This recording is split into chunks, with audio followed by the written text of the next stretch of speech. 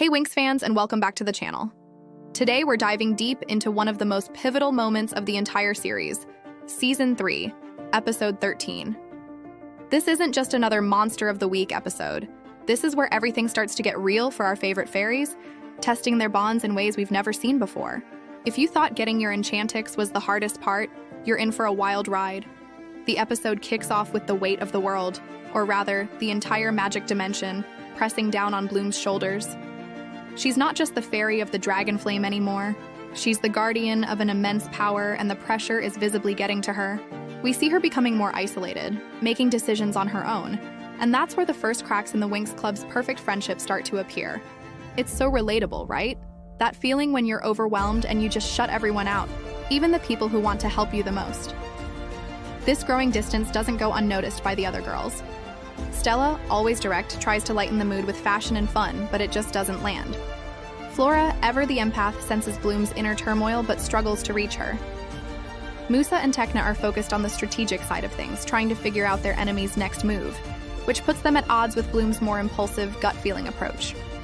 And Layla, having faced her own personal darkness, sees the danger signs but finds it hard to break through Bloom's new walls. And of course, who's there to take advantage of this chaos? Valtor, the master manipulator himself. He doesn't need to throw a huge monster at them when he can just whisper a few doubts and watch their unity crumble. He masterfully exploits the small disagreements, turning minor squabbles into huge rifts. He targets their insecurities, making them question not just Bloom's leadership, but their trust in one another. It's a brilliant strategy, and honestly, terrifying to watch. Valtor knows their greatest strength is their friendship, so he aims right for the heart. The climax of the episode isn't a massive magical battle in the traditional sense. Instead, it's a battle of wills, a tense confrontation where the girls have to make a crucial decision. Do they follow Bloom, who's acting on limited information and a whole lot of pressure? Or do they trust their own instincts, even if it means going against their leader and best friend? This moment is so powerful because there's no clear right or wrong answer. You can see everyone's point of view. It's a genuine dilemma that forces them, and us as the audience, to think about what trust really means. This episode is a masterclass in character development. It shows us that friendship isn't always about agreeing and holding hands. It's about navigating the tough times, forgiving each other's mistakes, and learning to trust even when it's hard. The tension is real, and for a moment, you genuinely worry if the Winx Club can survive this.